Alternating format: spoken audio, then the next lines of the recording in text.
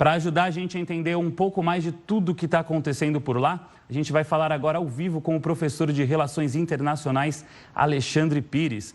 Boa tarde, professor, seja muito bem-vindo e obrigado também por separar um tempinho nesse repentino domingo que a gente foi pego de surpresa com essa notícia. Boa tarde, Kaique, uma satisfação. Professor, para a gente começar pelo mais básico, então, como que a gente pode explicar essa derrubada tão repentina do Bashar al-Assad que pegou a gente de surpresa por aqui também?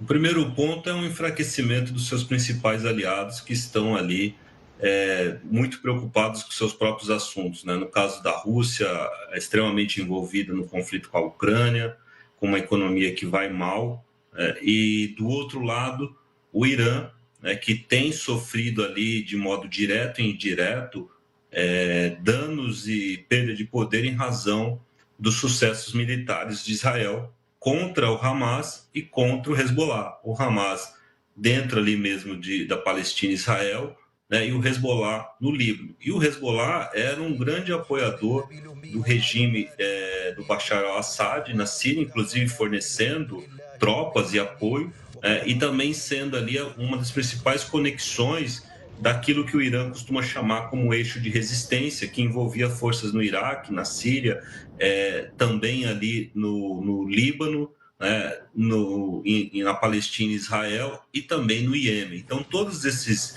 grandes atores desse conflito do Oriente Médio se enfraqueceram ao longo desse último ano de guerra ali na faixa de Gaza.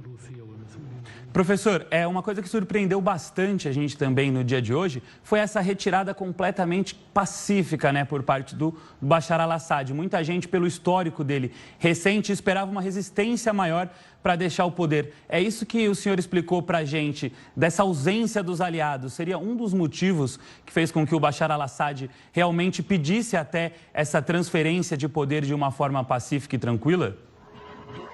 Eu não acredito que ele pediu uma transferência, mas a tática militar desse grupo, que é o HTS, parece que foi bem sucedida, né? Ontem eu comentava, inclusive, com vocês, que a descida deles ali pela rodovia M5, ela já praticamente fecharia o acesso do governo de Damasco com o litoral, né? Que inclusive é um grupo importante de apoiadores do presidente, está no litoral. E isso isola esse grupo, faz uma ligação direta ali praticamente com o grupo, com o país de apoio, né, do HTS, que é a Turquia, praticamente chegando ali na parte norte. E essa tática de guerra relâmpago parece que surtiu um efeito muito forte, né? Ou seja, nem as forças do Assad, o exército regular, conseguiu resistir, mas também há relatos de que não houve grande resistência por parte das tropas, né? Nós temos que lembrar que esse confronto todo começa em 28 de novembro, Kaique, quando eles tomam o controle da M5 e da junção da M5 com a M4, ou seja, daquela região ali um pouco mais ao norte, que liga Idlib, né, que é o quartel-general desse grupo, com Alepo.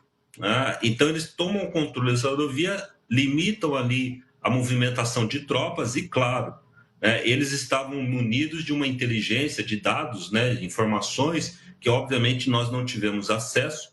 Inclusive, a inteligência mundial parece que também não tinha acesso, parece que é um tipo de inteligência que eles obtiveram com observação local, sabendo ali do que estava acontecendo, especialmente com esses ataques que Israel fez na Síria.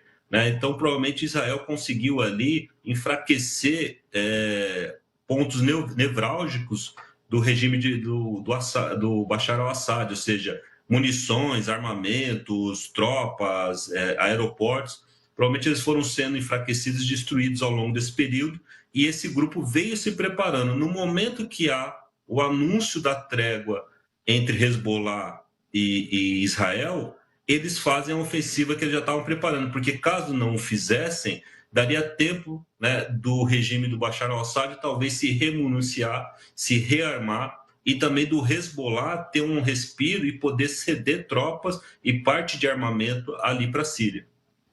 Professor, a gente já vai seguir falando sobre todos os assuntos, né, que envolvem essa intensa cobertura e também muito complicada, né? São anos e anos de disputa ali naquela região do Oriente Médio, mas a gente ainda vai destrinchar bastante esse assunto aqui no Hora News. Antes, só para a gente mostrar para o nosso público de casa também, que o presidente eleito dos Estados Unidos, o Donald Trump, se pronunciou sobre a queda de Bashar al-Assad lá na Síria. Vamos ouvir. Em uma rede social, Trump escreveu que Assad fugiu do seu país. O republicano afirmou que a Rússia, sua protetora, como ele chamou, já não está interessada em proteger o ditador sírio. Um dos principais aliados da ditadura de Bashar al-Assad na Síria, a Rússia confirmou que o líder renunciou ao cargo e deixou o país. Em um comunicado, o Kremlin afirma que o ditador ordenou uma transição pacífica de poder após renunciar ao cargo.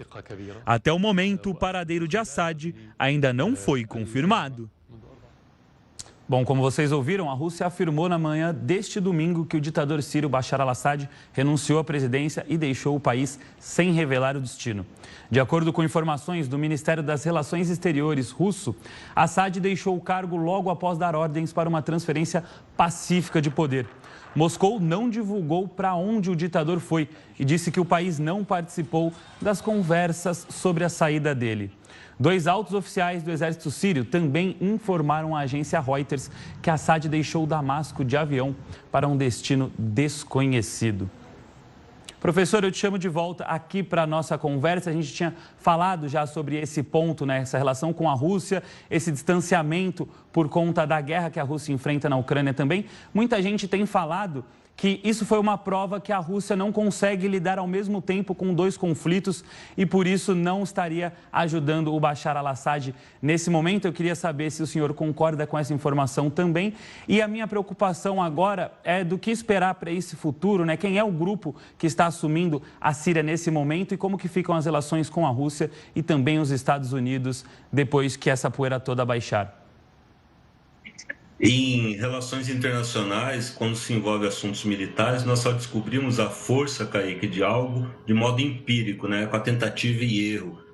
E no momento que nós começamos a ter os conflitos em curso, né, nós descobrimos realmente quem tem força, né? Ou seja, nós descobrimos quem tem capacidade. A Rússia tinha mostrado uma grande capacidade quando ela entra na Guerra Civil em 2015, que já vinha acontecendo em 2011, e mantém o Assad no poder, é uma grande humilhação para os Estados Unidos. E agora ela sofre um revés. O mesmo vem acontecendo com o Irã, que vinha fazendo as suas articulações no Oriente Médio há muito tempo, e agora nós descobrimos que a capacidade deles do Irã de manter esses grupos não é tão grande assim. Ou seja, a partir do momento em que o que nós chamamos de estratégia de dissuasão é abandonada por Israel, ou seja, Israel não vai mais ficar passivo, mantendo armamentos, tendo exército de ponta, mas sim vai usar aquilo que nós chamamos de compelimento, né? Ou seja, ele vai demonstrar força, né? Vai aplicar força. Esses regimes estão se enfraquecendo e os grupos e facções também. E agora nós estamos tendo o quê? Um novo equilíbrio de poder sendo desenhado ali.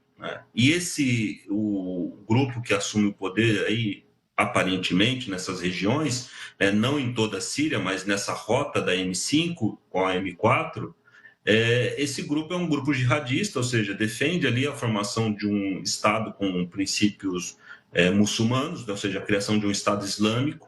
Era uma antiga, digamos assim, organização regional ligada à Al-Qaeda, que depois o atual líder, o Golani, né, acaba se desvencilhando, acho que desde 2016, e se tornou um pouco mais moderado e pragmático, mas ninguém sabe ainda quais vão ser as políticas que vão ser implementadas nessa região. É um grupo que tem apoio da Turquia, né, que é um país islâmico, mas tem um Estado mais secular, né, e pode ser que nós tenhamos algum tipo de alívio, um Estado, digamos, com mais disposição à modernização, mas também pode ser um Estado que endureça. É claro que o endurecimento desse Estado no sentido de um jihadismo e de um islamismo mais forte vai ser combatido não só pelos Estados Unidos, né, mas também por Israel. Então, provavelmente, para viabilizar esse governo nos primeiros momentos, o papo seja um pouco mais pragmático né, para que eles não sofram ali uma ofensiva por parte de Israel. Mas a tendência agora é que, pelo menos nessa rota norte-sul que nós estamos vendo ali, ocorra uma tentativa de estabilização. A região de disputa com os curdos, que tem sido apoiada pelos Estados Unidos, provavelmente vai ser conquistada, porque ela faz ali fronteira com a Turquia, e a Turquia, obviamente, não quer o surgimento ali de forças curdas fortes, porque boa parte dos curdos também estão na Turquia, então não vão admitir ali os turcos nenhum separatismo. E aí nós podemos ter, nesse próximo ano, algum tipo de governo de união, alguma tentativa de estabilização, né? Mas sob um novo mapa político, sob um novo regime de forças, Kaique.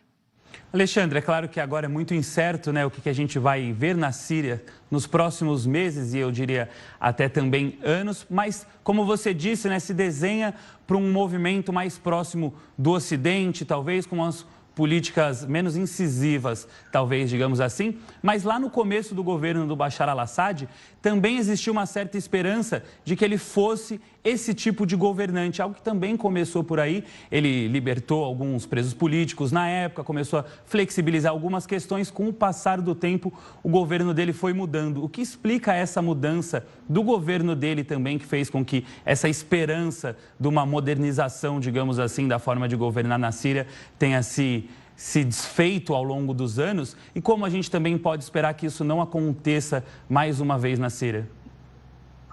A Síria, como muitos desses países que são do Levante, ou seja, que estão ali sendo banhados ali pelo Mediterrâneo, são países que têm grupos religiosos diferentes, né? Ou seja, são países muito divididos. A Síria mantinha uma lógica de unidade nacional, ela nunca adotou o que foi adotado ali no Líbano, que a gente chama de confessionalismo, ou seja, a organização do Estado a partir das principais religiões. Ela manteve ali um Estado unitário, né, com perspectiva nacional, mas existem demandas diferentes, existem grupos sunitas, grupos xiitas, curdos, né? Então você tinha, agora praticamente não tem, mas tinha cristãos, então você tinha ali uma diversidade muito grande e é difícil conciliar isso, né? Então, a partir do momento que esses grupos pressionam, uma das saídas é estabelecer um governo de mão forte, como era o governo do pai do Assad, né, desde 71, e ele acabou adotando essa estratégia que levou, obviamente, ali 11 anos depois ao início da Guerra Civil. Agora, nós não sabemos o que vai acontecer. Um dos caminhos é uma libanização, né, da Síria, ou seja, várias forças disputando, facções e grupos terroristas tendo força militar, e aí você tem um governo que praticamente é inoperante e um Estado falido, né? Mas também você pode ter um caminho de unidade nacional. Nós temos que lembrar que o mundo está numa nova situação, né? A Europa vem numa decadência econômica, com uma guerra ali na sua parte oriental, a Rússia um pouco mais enfraquecida no sentido geopolítico, a China sofrendo economicamente, o Irã tendo sofrido ataques no seu território, com uma ameaça de ter o seu programa nuclear diretamente destruído. Por outro lado, nós temos um governo americano que agora tem uma visão mais dura com relação a esses conflitos, no sentido de não admiti-los, né? Que vai ser o governo do Trump, um governo que vai, pelo visto, tentar trabalhar na base de ultimatos, né, militares e geopolíticos. Isso faz com que esses grupos tenham que talvez adotar um caminho, Kaique, que não foi o do Assad, ou seja, talvez o caminho do endurecimento não seja aceito, nem por Israel, nem por Trump, e eles não consigam apoio como conseguiram 10, 15, 20 anos atrás, apoios vindo, por exemplo, da Rússia ou do Irã, ou muitas vezes do Catar e de outros Estados árabes. Talvez isso não seja mais possível. E a China, obviamente, vai ficar bem distante desse conflito, tem que se preocupar lá com o Talibã no Afeganistão, que é o seu principal aliado nessa região contenciosa, e nós podemos ter uma certa pacificação. Acho que essa é a esperança geral, mas é um cenário bem difícil de se consumar no curto prazo. Professor, aproveitando esse ponto do Donald Trump que você trouxe para a conversa, a gente sabe que os Estados Unidos também estão vivendo hoje aquele momento de transição entre um governo e outro, né? O que isso pode atrapalhar em toda essa relação, esse fato na Síria ter acontecido durante essa transição? O que a gente pode esperar de um posicionamento diferente entre Biden e depois do governo de Trump? Eles podem caminhar em sentidos contrários mesmo em um espaço tão curto de tempo? Um dos perigos são para as tropas americanas. Nós temos uma base ali um pouco mais a leste, perto do Iraque, que tem uma região, uma zona que seria desmilitarizada, né? Ou seja, pode haver um enfraquecimento dessa base, mas ao mesmo tempo a ameaça ali de um governo um pouco mais duro do Trump na região pode fazer com que até esses americanos fiquem um pouco mais protegidos com esse Estado que agora vai se desorganizar e que a violência vai ali campear, né, ao longo de todo esse território. A tendência é que os Estados Unidos, nesse momento, talvez não consigam estabelecer qual é o caminho desse novo governo. Ou seja, na transição, é como se o governo Biden ali fosse, né, um governo sem forças. Inclusive, o comunicado mais longo, mais importante que foi lido foi o do próprio Trump, enquanto que o próprio comunicado do John Biden, você deve ter acompanhado, Kaique, ele foi extremamente tímido, né? Poucas linhas, dizendo que só observa, ou seja, é como se fosse um governo de saída que já está realmente tomando café frio.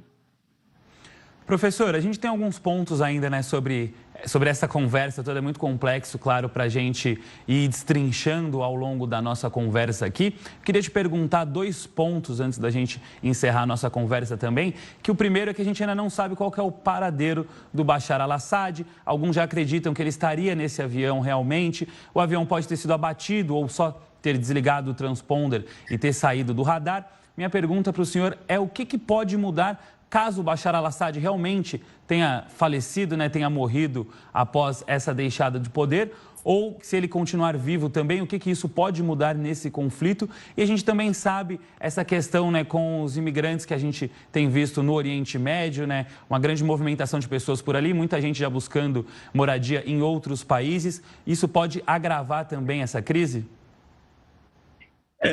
A Turquia é quem tem aguentado, digamos, a maior carga, né? Dos 6 milhões de refugiados, 3 milhões estão na Turquia. É claro que quem saiu vivo desse período de guerra civil tem que ficar muito feliz. Nós tivemos 500 mil de mortos, né? Ou seja, são números assustadores.